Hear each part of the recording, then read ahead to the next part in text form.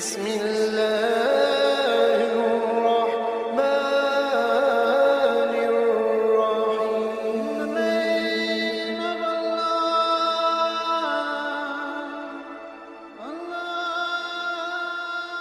بسم اللہ الرحمن الرحیم.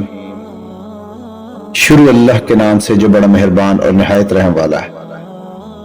حضرت حنظلہ رضی اللہ تعالی عنہ ایک دن روتے ہوئے آہو بکا کرتے ہوئے یہ کہتے جا رہے تھے کہ حنظلہ رضی اللہ تعالی عنہ منافق ہو گیا، حنظلہ رضی اللہ تعالی عنہ منافق ہو گیا.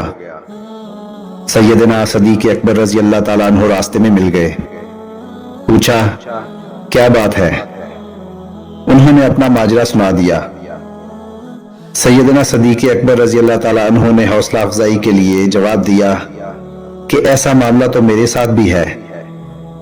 آئیے حضور پاک صلی اللہ علیہ وآلہ وسلم کی بارگاہ میں اپنے اس حال کو بیان کرتے ہیں. دونوں حضور پاک صلی اللہ علیہ وآلہ وسلم کی بارگاہ میں پہنچے اور عرض کیا یا رسول اللہ صلی اللہ علیہ وآلہ وسلم، حنظلہ منافق ہو گیا. نبی کریم صلی اللہ علیہ وآلہ وسلم نے فرمایا کیوں، کیا ہوا ہے؟ عرض کیا یا رسول اللہ صلی اللہ علیہ وآلہ وسلم، جب آپ کی بارگاہ میں بیٹھتے ہیں اور آپ صلی اللہ علیہ وآلہ وسلم سے قرآن و مجید سنتے ہیں، ذکر، نصیحت، تلقین اور دوزخ و جنت اور آخرت کا بیان سنتے ہیں، تو اس مجلس میں کیفیت یہ ہو جاتی ہے کہ گویا جنت بھی آنکھوں سے دیکھ رہے ہوتے ہیں، دوزخ بھی آنکھوں سے دیکھ رہے ہوتے ہیں. جب آپ کی مجلس سے اٹھ کر گھر جاتے ہیں، بیوی بچوں اور دنیا کے کاروبار میں مصروف ہوتے ہیں، تو یا رسول اللہ صلی اللہ علیہ وآلہ وسلم وہ ساری کیفیت جاتی رہتی ہے اور برقرار نہیں رہتی جو آپ کی مجلس میں ہوتی ہے.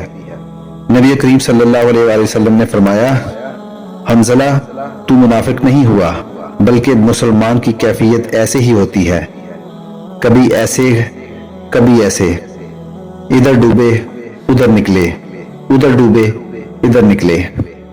فرمایا عام مسلمانوں کا حال یہی ہوتا ہے، اسے منافقت نہ کہو.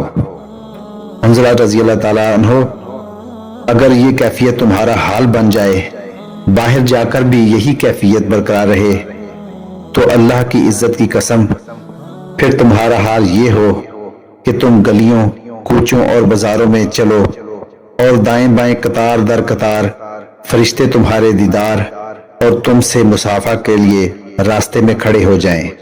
دوستو، آج کی ویڈیو اچھی لگی ہو تو چینل کو سبسکرائب ضرور کیجیے گا. اللہ تعالیٰ آپ کا حامی و ناصر ہو.